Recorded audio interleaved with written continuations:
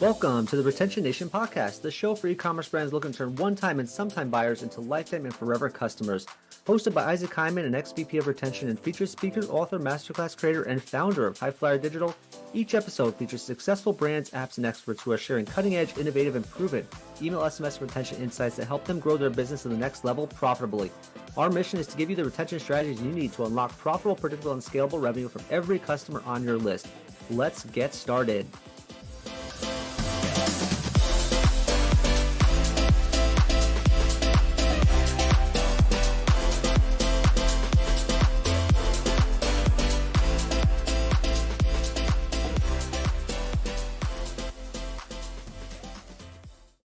Hey guys, welcome back to another episode of the Retention Nation podcast. I'm your host, Isaac Hyman, and we're talking all about how e-commerce brands can turn those one-time and sometime buyers that they have on their list into lifetime buyers and actually unlock the true revenue potential from every subscriber on their list. And when you do that, you create profitable, predictable, and sustainable and scalable revenues for your business. And who doesn't want that? That's really key to growing your business. So super excited to jump into this episode with our guest. I'm going to introduce in a second, Andrew Mosko, who has a ton of experience working with some of the biggest brands in the world on UX, DTC, retention, acquisition, you name it. So I'm going to get into that with him in a second. As I always recommend, if you really want to understand the secret strategies of the top brands and how they're doing email, SMS, and retention extremely well, highly recommend you get a copy of my 330-page email SMS playbook, ultimate e-commerce email SMS playbook out here. 330 pages of goodness. If you don't read it, it's a good paperweight as well. So that will give you some good insights. I already sent Andrew a copy, a couple of them, and really good, useful guide to get moving. But as I always say, it's one thing to read about it. It's one thing to watch about it. But really, the magic happens when you listen to it from the experts that are doing it really, really well. So I really want to take a minute to introduce my guest today was Andrew Mosko, who, again, as I said before, has a ton of experience in retention. I'm going to go through his bio really quickly before he says hello. Andrew is currently the VP of the direct-to-consumer DTC area of Juiced Bikes, also the director of DTC at Stanley Black and Decker. He was the senior director of DTC at Hearst and led the DTC initiatives at OXO, where he actually achieved a Webby Award honor for the best UX. So he definitely knows what he's talking about. And from a personal side, I personally worked with Andrew back at my time at Autorama and really saw firsthand some of the expertise he brings to the table. And I just wish we had more time together because I would have picked his brain a lot more. But welcome, Andrew. Thanks for being a guest here. And maybe you can share a little bit about where you've been over the past few years and how it's shaped your DTC journey. Awesome. Thank you, Isaac. Glad to be here. My background, as you said, is direct-to-consumer digital marketing and everything around driving sales through a direct channel. I currently am a direct-to-consumer lead at Juiced Bikes. We are a high premium luxury e-bike organization, some of the most strongest and highest performing e-bikes on market. Prior to that, as you said, I was at Stanley Black and Decker leading the direct-to-consumer initiative for a couple of the brands there. Interesting role at Stanley Black and Decker, as it was the first time the organization had decided to go DTC. Always been retailer, but that was a shift that happened during the pandemic. And prior to that, I was at Hearst within the entertainment division, leading the direct-to-consumer channel there as well. And amongst all the roles, direct-to-consumer is similar, but when you have different brands, different price points, different areas of industries, creates so much difference, but yet so much excitement and real challenges to grow businesses. I'm really excited to talk through that today with you, Isaac. Great. I know. And that actually leads up to the first question I had, which is you've had such a storied career within some big brands. And what you just said was very intriguing because you actually built the brands up from scratch. You built up their entire DTC operation from scratch in many cases, or even just got it off the ground and actually stimulated it. So what was that experience like operationally to get a brand going more direct to consumer when they historically have not invested as much or never did it before? Yeah, so to me, it's exciting. I've done it a couple times. One of the most memorable ones was when I was at OXO. I joined the organization, and there was an e-commerce business, but it was not a direct-to-consumer business. So it involved an entire business mindset shift, an entire business operation dissection to really build out what direct-to-consumer is.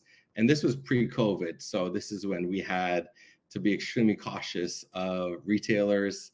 Didn't want to cannibalize that audience, didn't want to cannibalize an Amazon business, and build out a fully sustainable and profitable direct-to-consumer business.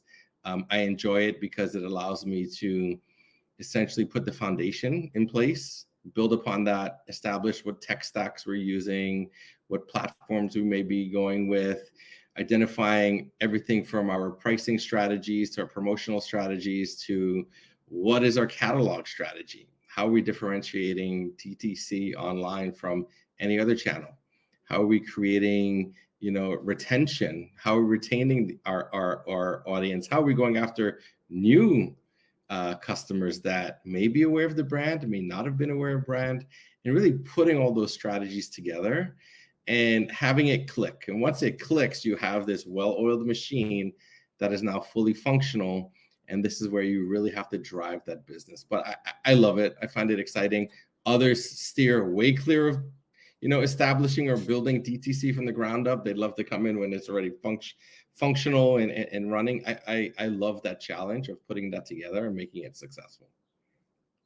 I like what you said about the mindset shift. It seems like that's a major part of it. You really got to kind of be the ambassador and steward of it and really get a lot of minds made up that this is the way to go, right? Yeah, at a lot of organizations that are new to direct to consumer, it's really difficult because there is an investment that's needed, right? There is an investment that's needed not just from tools or infrastructure, but also from resources and personnel.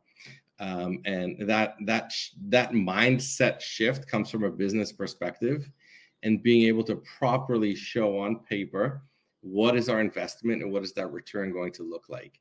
A traditional non-direct to consumer business is not used to that. They don't understand asking for X amount of budget that you're not going to see return for in 8 months because you're building this business. A non-direct to consumer business that is going direct to consumer also doesn't understand the nuances and the problems that could come around with that, especially if you've been retail only or you've been B2B and now you're dabbling in D2C. You now have a whole different host of issues that are coming from retailers that may complain or may start to threaten you for what you are doing directly. And I think that is the whole mindset shift that needs to happen. And it's a lot of it happens from the business side with the finance team. That's where it really starts. Yeah, it seems like the financial end of it is really kind of where you need to be. And I learned from one of my mentors out there, said math is the path. If you can, translate that math into it and it really makes sense, which way to go.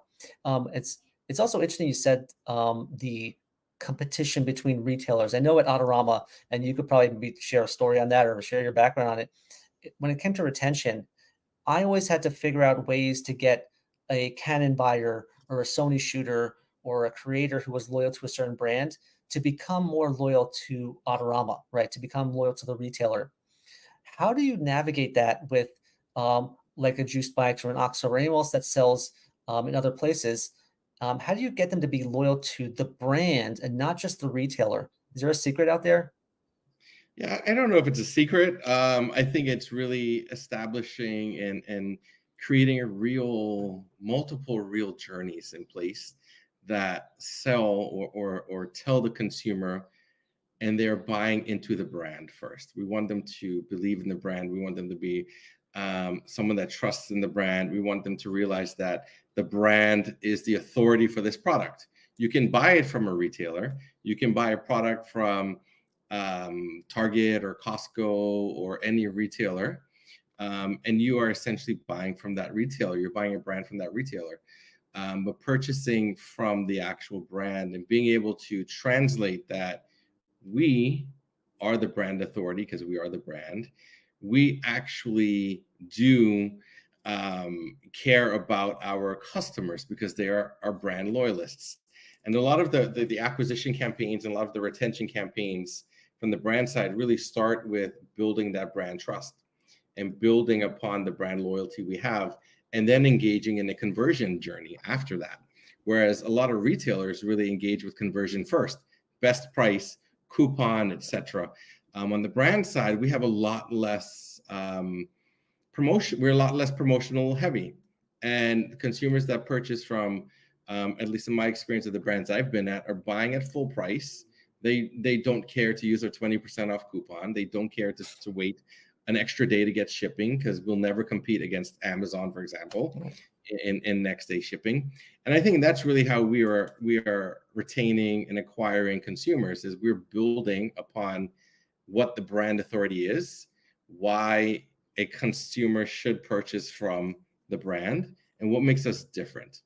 On the retailer side that are selling our products, they're getting information about why the retailer is best. Now, the retailer isn't going to focus in and hone in on those specific brands unless they are leveraging it for some example. Whereas on our side, we are telling our consumers, we've told our consumers, we have white glove customer service. We have the best warranties around. We have any products you need. If there's any product issues with warranties, you're not going through a third party. You're not going through a retailer, then come to us. We're building that retention on how, purchasing from the brand makes it easier for them. How does it build into their lifestyle? How does our brand then become part of their lifestyle? So we're selling the brand lifestyle first, and then we're going after on conversion. That's huge. That brand lifestyle is so key. And I mentioned on another podcast, it seems to be that, people are not as loyal to brands as they're loyal to communities. So I feel like brands have, have grown up to become that community for a biker in this case, Yeah. Or a photographer, things like that. So that's some pretty good insights. It seems like you guys have also migrated into that community for bikers, you'd say, right? Yeah, on the juice bike side, absolutely. We are fully intertwined into that community. The e-bike community is a specific, really exciting and excited audience. And we are intertwined into that. We're building, our message to them is, how does juice bikes help their community or their lifestyle better? How do we make it easier? How do we make it safer? How do we make it more fun? How do we make it more enjoyable? And that's how we then layer on our product on top. We just released a brand new bike, and that's a great example because it's the first time we've gone into the foldable category. We have a foldable e-bike. Because we know the industry, because we know that the lifestyle and that culture, what we did was we layered upon what we know the bike enthusiasts want, which is power, speed, durability. And we layered that on top of a foldable bike because we know there's also a segment within the e-bike riders that want foldable bikes for nothing more than convenience. So that's how we approach it. So we are fully in tune with what that community is, what they want, and how we better serve them. So we're not just pushing out products because we know they want something with two wheels and a motor. We're pushing out products because we know and we've heard what that community is looking for, and that's how we develop our products. Yeah, you've been on the cutting edge. You learn the data. You heard what customers are telling you. You react. That's what's really, really fantastic way of approaching a data-driven marketing program. Absolutely. Considering, I'm going to get to more of the juiced bikes questions in a second, but going back into your background, in the role you're in as like the head of DTC and kind of getting people on board and getting buy-in, you got to probably get all these channels that have all these different goals and all these different metrics. You got to get your paid media team and your email team, merchandising team. And I know we dealt with a lot of that out of Rama, but you had to get all these team buy-in and all these stakeholders to say, I'm in on the bigger goal. How do you navigate getting so many people to get on the same page and move the ship in the right direction? How do you manage that? Yeah. So how do I manage getting a lot of different personalities, a lot of different business goals in place? Maybe you're a therapist. I don't know. Yeah. So, how I operate, I try to be as transparent as possible with all business partners. I also make it pretty clear that this is not my direct-to-consumer business. This is our direct-to-consumer business. And in order to be successful, I need full cooperation from inventory planning. I need full cooperation from merchandising.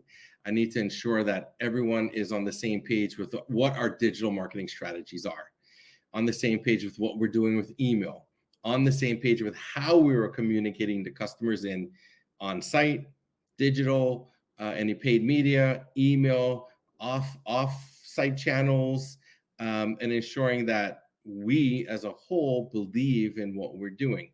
And when I say believe, it's really, you said it earlier, right? So putting that math on paper and ensuring that they, meaning any business partner I'm working with, understands this is our goal. This is the path how we are getting there. And in order to get this path, this is how your business unit helps support us. This is how another business unit helps support your business unit that helps support direct to consumer. And that's really how I try to get all business partners on board. At the end of the day, it's not my direct to consumer business, it's our direct to consumer business. And in order to make this fully and successfully function, we need all buy-in. We have one weak link in this chain and we're going to have problems down the road. Yeah, I definitely can see that. And I know how challenging it is to get all these personalities and all this kind of break down the barriers that typically some brands may have. I was in the retention world for a long point of time, and I never really agreed with the goals that the acquisition team had, which was, cost per acquisition. Like I was more focused on lifetime value and number of orders from email and channels like that. So getting that kind of breaking down that mindset and saying, I have to rethink how I typically did things. So key. It seems that Yeah. that's really where you really excel in, and it seems like it's you need it, right? Yeah, and I think it's interesting what you just said as well, because there are some campaigns that we aren't looking at cost of acquisition because this entire campaign is all about branding and brand awareness. And then on the on the email side, anyone that's leading that starts to panic because Yeah. we're deploying emails, but we're not seeing the KPIs and goals that that team is marching towards. But that's okay, because this campaign is not about delivering revenue. This campaign is about delivering brand awareness. So we know cost for acquisition is going to be off the chart. We know LTV is going to be screwed up, right, for this campaign, because we are launching, let's say, a new product, or we're making an announcement. And I think that is part of getting everyone on board, because better than I do, at the end of the month or the quarter of the year, you have one or two campaigns that aren't focused on CAC or aren't focused on LTV. It's going to throw off all the data, right? It's going to make it seem as if from your channel, you're not performing. However, sometimes we need to take a step back and understand this campaign is going to have an 8-month, residual on the catch-up. That's awesome. It's great to even look in that direction. I know, again, when you're just like so close to the numbers, you're like, oh, am I making my numbers? Am I hitting my clicks and my opens and my goals and my retention goals? But seeing the big picture is so important. And that kind of brings me to my next question regarding juice bikes. And probably it's even more important now, post-pandemic. From what I've seen, everyone gravitated towards biking right when the Yep. pandemic hit. Everyone wanted to get out and go get on a bike and go ride. And that probably accelerated a whole bunch of these one-time buyers into your customer list, into your database. What are you doing right now to kind of either keep them buying more often and retain them long term, or are you finding that they are just not as valuable anymore and they haven't, unlocked the true potential with juice bikes? Is there any ideas on that?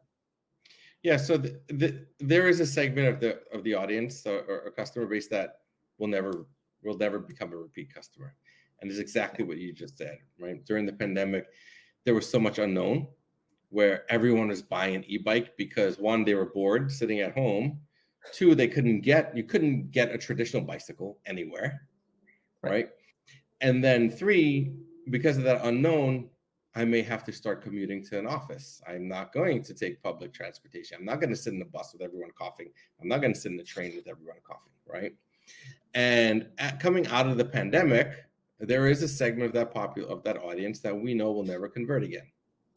And I think, from my perspective, it is a gradual fall off of those consumers, of those customers that are not engaging anymore, that we have organically taken them out of our out of our database, we're no longer messaging to them because we've seen no engagement, no interaction from them. There's also a much larger customer base that has purchased and became a first-time purchaser during the pandemic and fell in love with it. And those are the customers that we see coming back for accessories or upgrades or purchasing a second or third or fourth bike for their wife, their spouse, their husband, their kids, or gifting it. And that is the segment that we are seeing significant growth on. And that is the real audience that we have developed retention, remarketing. There are email journeys that are specifically tailored towards them. We've also dissected it out into geographic or geo-targeted campaigns, whether in email or paid media, to really drive those customers to repurchase or to continue that LTV or build upon LTV. And that's here at Juiced. And also when I was at Stanley Black and Decker, it was in the prime of the pandemic and coming out of the pandemic, and it was very similar, right? We had customers that were purchasing because they were home, bored, and wanted to do renovations. And coming out of the pandemic, it was, how do we continue to upsell to these customers to purchase now that they're not home anymore? Now that they're in an office, how do we continuously engage them into purchasing product types? And a lot of that happened by developing journeys that were showing the customer what they can do at home. Here's an idea. Here's a renovation. Here's a quick fix. Here's the tools you need to get it done. And we did see success in that. That's huge. You're mentioning that because I think within the bike world also, it just showed that, sometimes brands also pivot based on, or not really pivot, it's more like they adjust their forecast, they adjust their P&L based on what they saw in the pandemic. I've heard a lot of bike companies have stocked up on inventory because they saw that rise in biking, but sometimes it's been challenging to navigate that when the dip comes again, right? Would you say? Yeah. I think, here at Juice Bikes, we're in a really good position because we didn't we didn't go too deep in inventory and we didn't go too little in inventory. There are other bike manufacturers out there, bike brands out there, that are sitting on an extreme amount of inventory, right? There are other brands out there that are sitting on too little inventory and they're having problems from that standpoint. I think we did a really good job here adjusting in real time with our inventory to ensure that we weren't in a position where we're out of stock or we're in a position where we're overstocked. If we're overstocked, what ends up happening is, and this is what we're seeing in the industry, many of these brands who are overstocked are dropping their price significantly and they're taking losses on the products just to move it out of the warehouse. And then you have the brands that are understocked, that didn't plan properly, that are just selling accessories today. So we did a really good job here, not just from inventory planning pre, during, and post-pandemic, but also in new product planning. We've already released 2 bikes in the last 5 months. So we did a really good job here on that. That's awesome. It's great to see such great inventory management, and hopefully that will ride up, to the rest of the year, maybe even the next year after that. And it's interesting you mentioned that because one thing that I have a question on would be, you have about 4 different type of bike categories. If I'm not mistaken, we have adventure, high speed, commuter, and cruiser. And are you seeing any anomalies or different retention statistics based on the type of bike they're buying? A commuter different retention rate for a New York City commuter versus a adventure biker over in I don't know, Utah or something. Yeah, I think it's seasonal, right? And I say that because as spring has sprung this year, and we're getting into the nicer weather, a lot of the adventure type bikes are the ones that are extremely popular. During the fall and winter, it's more of those cruisers, it's more of the commuter type bikes, the bigger tire bikes. And this time of year, it seems to be a lot more adventure and speed, right? So those that want to get out on a trail, those that want to go off-road riding, that type of bike is extremely popular this time of year. And then the fall and winter, it's more of that urban commuter type bike. And it may be someone that is commuting, in the city and trying to get from their home to the office, So I think it's seasonal, and at least that is my experience here at Juiced Bikes. That's interesting to say that, because it seems like no matter where you are, the season dictates how you spend it. Like I would think in New York City, you're not going to find as many high-speed bikers, but maybe I'm totally wrong. Maybe they're, these are for the food delivery guys that are racing at high speed down down the road. Yeah, I'm not sure.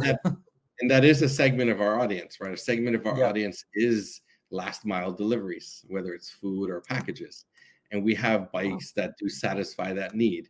And that is also an extremely popular bike in urban areas. Right. Like cities, New York Yeah. City, LA, San Diego, Chicago, Right.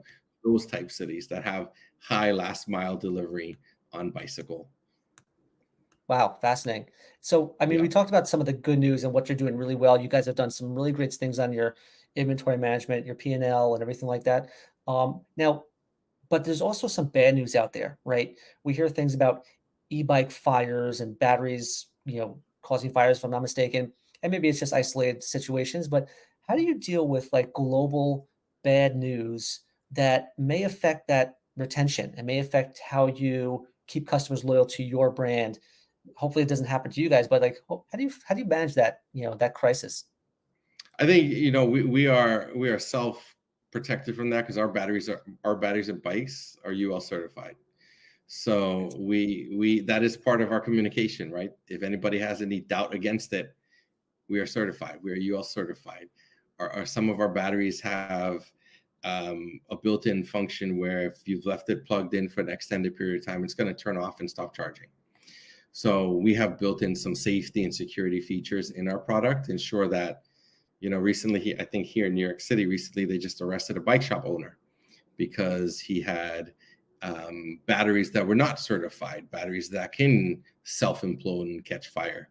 We here have our batteries are UL certified, so it's not. We have taken the measures to ensure that we've manufactured our batteries to the standards that are out there. So a lot of that negative news doesn't necessarily affect us because we use the positive on it on, hey, our batteries or our bikes are UL certified. They are safe.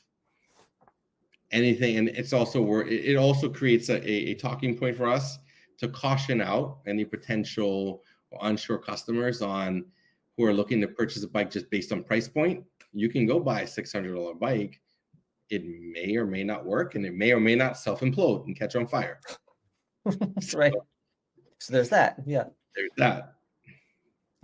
Yeah, you don't want to necessarily put your kid on that bike, because it may blow up. So but that's great to see your positioning in that way. And probably it's the foresight you guys have thought about in terms, like you said, that good merchandising and good product, forecasting that's worked for you guys, and listening to the data that your customers are telling you. Yeah. And I think a lot of it has to do with our founder, Tora Harris. He's always, from day one, he's always wanted to build and deliver to the consumer a high quality, safe product. And, we don't cut any edges, which is why our bike that was just released last week, almost 4 years of research and development to ensure the safety and the excitement and the happiness from a consumer. So that's part of it as well. And that's something that he is extremely proud about and drives home in anything, whether it's an accessory that costs $10 or a bike that costs $2,700. Wow, that's huge to have that long horizon of data R&D and just understanding what's working, especially considering we're literally about 4 years post-pandemic when it disrupted everything. So pretty impressive. Yeah. When you're thinking about retention, when you're thinking about all the things out there, right? And you've been through a ton of them with OXO, Juiced, Black and Decker.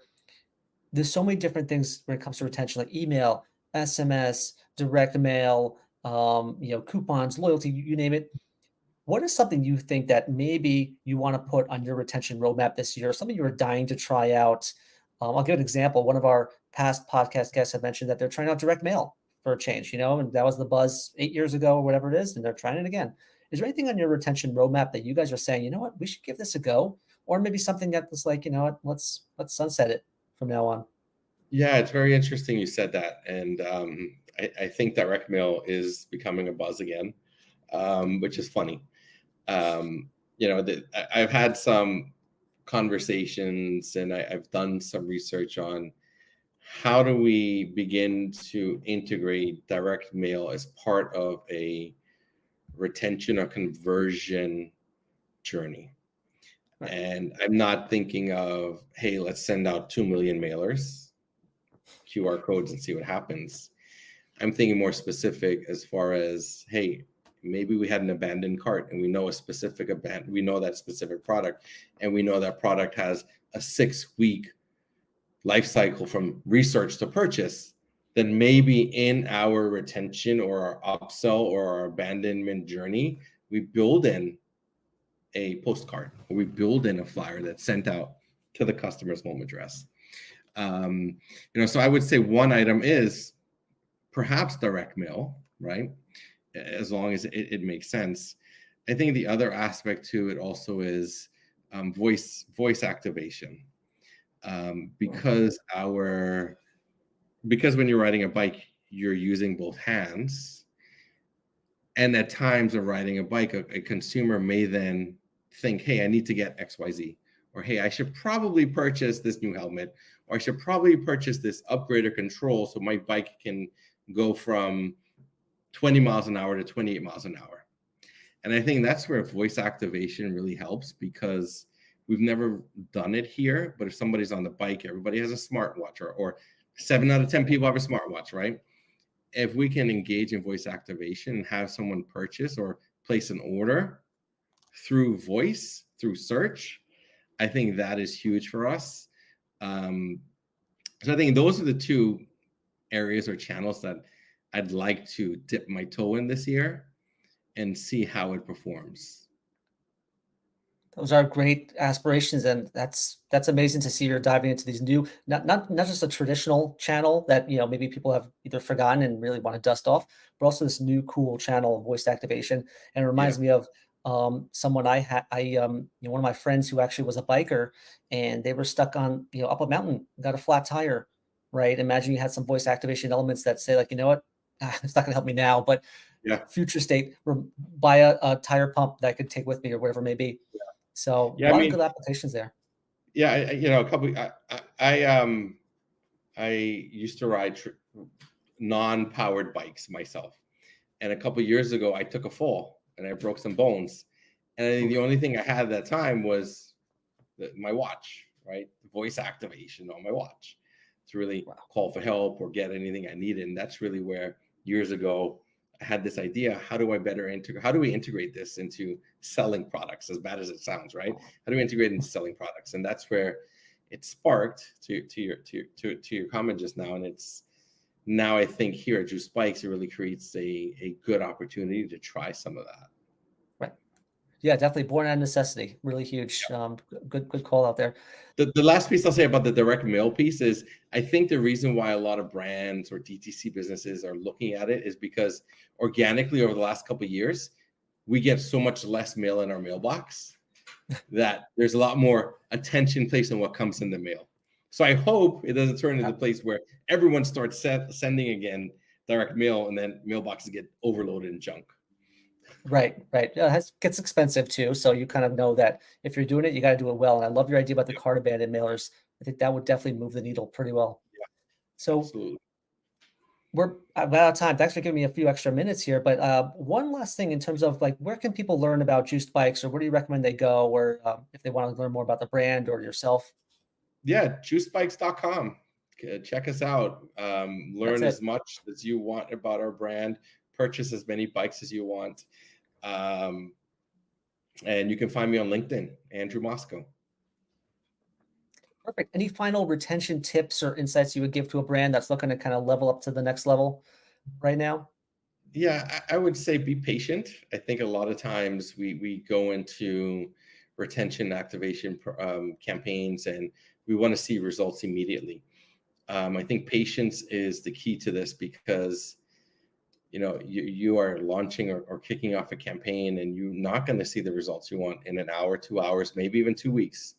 And I think the patient side of it is being able to adjust and adapt and change that campaign and refine it until you get to that point of maximum efficiency. Good tip. Really expert tip right there. Patience, test, learn, refine. You'll get there in no time.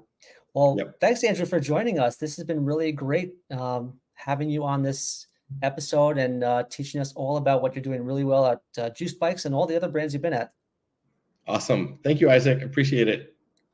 For sure. So thank you all for listening to another episode of the Retention Nation podcast and learning firsthand from Andrew how he's helping Juiced Bikes turn one-time and sometime buyers into lifetime buyers and actually unlocking the true revenue potential from his customers and definitely creating scalable revenue streams. And they're on that path. They're on that race towards the ultimate goal, probably being the biggest bike brand and the best bike brand in the world.